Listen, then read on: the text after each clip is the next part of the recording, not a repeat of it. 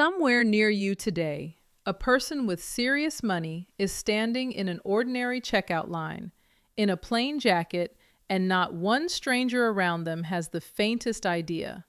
That is the whole trick. The wealthiest people you will ever meet spent years learning how to disappear in a crowd, and the clues they leave behind are small, quiet, and almost invisible until someone points them out. That is what this is. 10 details that quietly give it away, the ones that survive no matter how understated a person tries to look. Let me show you where to look. For most of our lives, we were taught to read money by the loud stuff. A new car in the driveway, the logo stitched across a chest, that watch that catches the light when someone reaches for their coffee. We see those things and our brain quietly fills in a story, and the story says, wealthy. The trouble is that the story is wrong far more often than it is right, and it has never been more wrong than it is right now. Social media only widened the gap, because these days almost anyone can rent the appearance of a rich life for the length of a single photo, while the people who actually hold the money have every reason to keep it off camera. Here in 2026, Americans say it takes about $2.3 million in net worth to count as wealthy, and about $839,000 just to feel financially comfortable. Yet more than half of us, 53%, are living paycheck to paycheck, and that number sweeps in a startling share of people earning well into six figures. Roughly a third of households pulling in over $100,000 a year still feel the squeeze at the end of every month. Some of the shiniest lives you scroll past are one slow month away from a quiet panic, and some of the calmest, plainest people you pass on the sidewalk could stop working tomorrow and barely feel the difference. The signals crossed a long time ago, so the skill worth having is learning to read the small, honest details instead of the loud, borrowed ones. None of these 10 details require a fortune to notice, and not a single one of them can be faked for very long, which is exactly what makes them so reliable. Stay with me, because by the end of this, you will read people differently, and there is a very good chance you will start to recognize a few of these tells in yourself. Number 1. Watch how a person behaves the moment money enters the conversation. This is the very first thing I notice, and it is something you feel more than see. When a bill lands on the table, when a price comes up, when someone mentions a big expense, most people give off a tiny flicker of tension, a held breath, a quick change of subject, that small laugh that does not quite reach the eyes. Real money does not flinch. There is a stillness to it, an ease that does not perform and does not brag. And that ease comes from somewhere very specific. A 2025 survey from Northwestern Mutual found that 88% of millionaires said they knew exactly how much they could spend now versus save for later. Among the general public, only 68% could say the same. The very same survey found that 76% of wealthy people considered themselves disciplined financial planners, against just 49% of everyone else. That gap is the whole feeling. When you know your numbers cold, money stops being a threat that could jump out at you from around a corner, and the low hum of fear that most people carry into every financial conversation simply is not there. The tell is not confidence exactly. It is the absence of anxiety. And once you learn to feel for it, you will start noticing it in seconds. Anyone can perform calm for a photo. The quietly wealthy simply have it, because nothing about their money is a bluff waiting to be called. Number 2.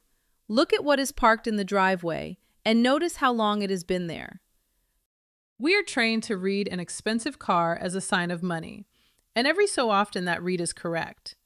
Far more often, the flashiest vehicle on the street is leased, financed, and quietly draining the person behind the wheel. The quietly wealthy tend to move in the opposite direction. They drive dependable, unremarkable cars, a Toyota or a Honda that got paid off years ago, and they hold on to them long past the point where their neighbors would have traded up for something newer and louder. The car is boring on purpose. Every dollar that did not disappear into a status vehicle went somewhere the neighbors will never see, into investments that are busy compounding in the background, while the car simply does its one honest job of getting them from home to work and back again. There is a well-worn saying among people who study this, that the person with the shiny new lease is often making the finance company rich, while the person in the 10-year-old sedan is quietly making themselves rich. Listen to how they talk about that car, too. Ask about it, and you tend to hear a shrug and one simple line, that it still runs great, so why on earth would they replace it? An answer like that, offered without a trace of embarrassment, tells you more than any badge on a hood ever could. So when you spot a modest, well-kept car that has obviously been owned for a decade, resist that first urge to assume the owner could not afford anything better. Very often, that plain old car is a big part of exactly how they can. Number 3. Notice the clothes that carry no logo anywhere on them. There is a version of dressing that shouts. It comes covered in recognizable branding, the kind that tells a whole room how much the outfit supposedly cost. And then there is the version that whispers. Quality fabric that drapes right, a coat that actually fits across the shoulders, shoes that have been resold rather than tossed, and nothing on any of it announcing a single brand name. This is the heart of what people now call quiet luxury, or stealth wealth, and it is really old money behavior that never went out of style. The idea underneath it is beautifully simple. Buy well-made things, buy them once, and let them serve you for many years. A plain cashmere sweater with no logo anywhere on it can quietly cost more than a whole stack of branded hoodies, and only the person wearing it will ever know the difference. A financial planner I once heard put it perfectly, that you truly never know what a person is worth until you get to look under the hood, because their real money is parked in places no outfit will ever reveal. Here is the pattern worth carrying with you. The loud logo is very often the thing being financed. The quiet quality is usually the thing that was simply bought and then forgotten about. You can even catch it in the tiny details most people slide right past. A watch that keeps perfect time and gets repaired instead of swapped out.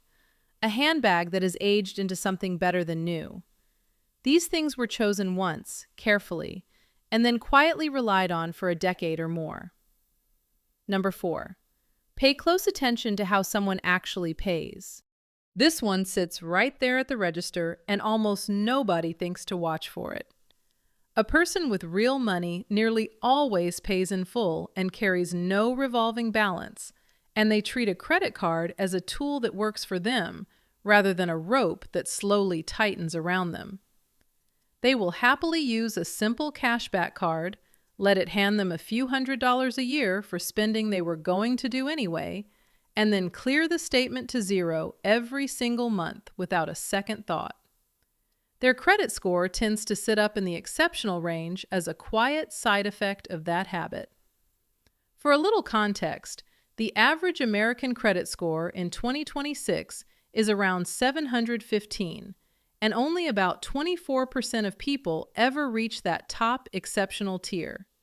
Now hold that against the wider picture.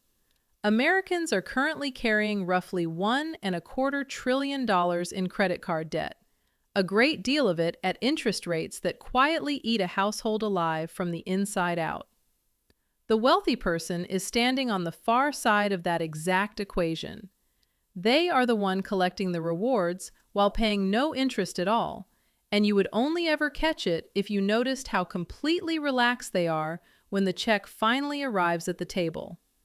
There is a deeper rule humming underneath the habit.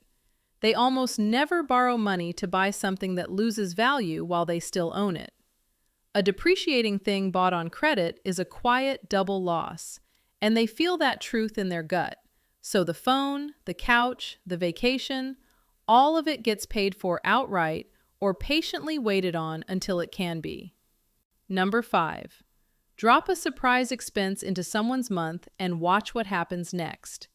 Say the transmission goes or the water heater quits in the dead of winter, and all at once there is a $1,000 bill that nobody planned for. For most people, that moment is a genuine small crisis. Bankrate found that 59% of Americans could not cover a $1,000 emergency straight out of savings, and you can watch the stress ripple through them the instant it lands. Even more telling, nearly 29% of Americans now carry more credit card debt than they hold in emergency savings, which means a single bad week can tip them straight into the red with nothing to catch the fall. Real money reacts to that same bill with something close to a shrug. The repair gets handled, the money comes quietly out of a fund that exists for precisely this reason, and life continues without a single dramatic phone call. That fund is treated as almost sacred, refilled the moment it is touched, and never rated for a want. The calm you are seeing is not a personality trait a lucky few were born with. It was built, deliberately. And the tell here is that shrug. When a surprise bill lands and a person barely blinks, you are almost certainly looking at someone whose financial foundation was poured a long, long time ago. And here is the part worth sitting with for a moment. That fund earns them no fancy return and no bragging rights at all. Yet it may be one of the most powerful things they own, because it quietly turns the emergencies that sink other households into a mildly annoying afternoon. Number 6. See whether their whole life gets louder every single time their income does. Here is a pattern that quietly separates the truly wealthy from the merely high-earning. When most people get a raise, their spending rises to meet it almost the same week. A bigger paycheck becomes a bigger apartment, a nicer lease, a heavier stack of monthly obligations, and the raise vanishes into a lifestyle that expanded on purpose to swallow it whole. This slow creep even has a name among planners: lifestyle inflation, and it is the silent reason so many high earners still feel broke. The quietly wealthy break that loop over and over again on purpose. A raise arrives, and their day-to-day life looks nearly identical to how it looked the month before. Their home stays put, their weekly habits barely move, and the grocery run looks about the same as it did a year ago. The difference, and in many cases that means the entire raise, gets routed straight into investing before it ever has a chance to harden into a new expense they will later depend on. This unglamorous habit is the real engine behind a genuinely remarkable statistic. The people quietly crossing $1 million inside their retirement accounts right now are, on average, around 59 years old. They have stayed with the same plan for roughly 26 years, and a great many of them never once earned more than $150,000 in a single year. They did not out-earn everyone around them. They simply refused, decade after patient decade, to let their spending chase their income up the ladder. This trap is so common that it deserves a name in your own head. Every single time a raise lands, there is a fork in the road, and one path quietly builds a real fortune while the other just buys a slightly nicer version of the same stress you already had. If these are landing for you, go ahead and subscribe and stick around, because breaking down the quiet, real side of money exactly like this is what I do here every single week. Now let us keep going, because the next 4 are the ones almost nobody ever thinks to look for. Number 7. Notice how little they actually rely on willpower. Ask a genuinely wealthy person how they manage to stay so disciplined with their money, and you will often get a slightly puzzled look in return, because discipline is not really the thing doing the heavy lifting. They design their money so that the good decisions happen on their own, quietly, whether they feel motivated on a given day or not. A paycheck lands, and a transfer to investments fires automatically before the money is ever visible in checking.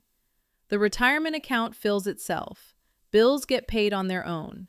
Whatever is left sitting in the account is, by careful design, the only money that was ever truly free to spend. Research from Vanguard and the Consumer Financial Protection Bureau found that automating your contributions lifts long-term savings rates by more than 40%, and that quiet mechanism is the real secret hiding underneath all of that apparent self-control. The mindset shift underneath it is enormous. They stopped asking, "How can I force myself to be more disciplined?" and started asking, "How can I design a system that decides for me while I sleep?" For them, saving stopped being a chore they had to grind through a long time ago and quietly became part of who they simply are. They are not white-knuckling their way past temptation every single day at the store. They removed the temptation from the path entirely, months or years back, and now the system carries them forward while they think about other things. The tell is that they almost never brag about their discipline, and half the time do not even see themselves as disciplined, because the system, rather than their willpower, is the thing quietly doing the hard part every single day. Number 8. Listen closely for what they actually talk about wanting. Sit with someone who has real money and pay attention to the shape of their dreams when they let their guard down for a second. They tend not to fixate on objects at all. Instead, they talk about time. The freedom to say no to work they do not want to do. The ability to walk away from a bad boss or a bad deal or a bad situation without fear tightening in their chest. A slow weekday morning with nowhere they absolutely have to be. Wealth, in the end, is not about having a large pile of money. It is about having a large pile of options. And the quietly rich understood that difference long before the money ever showed up. You will hear it in the small phrases if you listen closely. They talk about flexibility, about never feeling trapped, about simply having choices when the people around them do not. When a person keeps circling back to freedom and time rather than to things and status and appearances, you are hearing the voice of someone who already understands what money is genuinely for. And that quiet understanding tends to arrive right alongside the money itself, almost as if the two grew up together. You will also notice what is quietly missing from those conversations. There is very little talk of impressing anyone, and almost none of keeping score against a neighbor. That whole comparison game fell away the moment their life became genuinely their own to run. Number 9. Watch very carefully how they give. Real wealth is often at its most visible in the exact moments it is trying hardest to stay hidden. The quietly rich tend to be quietly generous. They pick up a check without making any show of it. They help a family member out of a tight spot and then never mention it again, not even once. Money goes to causes they believe in without their name ever needing to land on a plaque, a program, or a post for the world to admire. There is no performance in it and no scoreboard being kept, just a steadiness that comes from knowing there is genuinely enough, and that giving some of it away will not shake the ground under their feet even slightly. Loud giving is frequently about being seen doing the giving. Quiet giving is about the giving itself and absolutely nothing more. So when you happen to notice someone helping others in ways they very clearly never intended for you to find out about, pay very close attention, because generosity that seeks no credit whatsoever is one of the truest and rarest signals there is that a person is deeply, genuinely secure in what they have. Watch the small version of it as well. The oversized tip left behind when nobody is looking. The quiet word to a struggling friend that the coffee is already taken care of. Real comfort with money tends to show up first in how easily a person can let a little of it go. Number 10, and this is the deepest one of them all. They know their numbers cold. Ask a person with real money where they stand financially, and they can tell you, right there on the spot, without scrambling. Roughly what they are worth, about what they save each month, a fair, honest sense of what next year is likely to look like. Those numbers live in their head because they check them, calmly and regularly, the same easy way you might glance at the weather before deciding on a jacket. This single detail quietly powers every other tell on this entire list. The calm from number 1 grows out of these numbers. That shrug at the surprise bill grows out of them too. Steady giving, flat spending, ease at the register, all of it traces straight back to the simple fact that they know exactly where they stand at all times, in full daylight, with nothing hidden from themselves. Most people do the opposite. They avoid their own finances because looking feels frightening, and the not knowing slowly becomes its own quiet weight they end up carrying everywhere they go. The wealthy person looked anyway, and kept looking, week after week, until the fear finally wore all the way down and clarity took its place. That clarity is the real luxury here. It is worth more than the car, more than the watch, more than anything with a logo stitched onto it. And it is the one single thing on this whole list that you can begin building this very afternoon without earning one extra dollar first. You could start this very week with a single sheet of paper and one honest hour. Write down what you own, subtract what you owe, and then sit with the number, however it happens to land. That first look is easily the hardest one, and it is also the doorway to every calm thing on this list. So here is what I truly hope you carry out of all of this. Real wealth was never the loud stuff at all. It was the calm, the paid-off car, the quality with no logo, the quiet fun that turns a crisis into a shrug, the raise that vanishes into investing, the automation humming in the background, the freedom, the unannounced generosity, and above every bit of it, the clear-eyed knowledge of exactly where you stand. And if any of that feels far away this morning, hold on to this. The median net worth in America sits somewhere around $193,000, which means half the country is building this from the middle, quietly, one plain habit at a time, the same way you can. Wealth that is built quietly is still very real wealth, and quiet has never once meant slow. Some of these you may already be living out right now without ever once giving yourself the credit for it. Every last one of them can be built, on purpose, from wherever you happen to be standing today, no matter what your bank balance says when you wake up. If you want the foundation that all of this quietly sits on top of, the pieces of money that school somehow never bothered to teach a single one of us, go watch the video on the money lessons school never taught, because it is the natural next step from right here, and it makes every detail on this list finally fall into place. But before you go, I really do want to hear from you, honestly. Which of these 10 did you recognize instantly, in someone you know, or maybe in yourself? Have you ever completely misjudged how much money someone actually had, in either direction, and only later found out the real truth? And if you are quietly working on building even one of these habits right now, tell me which one you are starting with, because there is someone else scrolling these very comments who needs to know they are not the only one out here doing the work.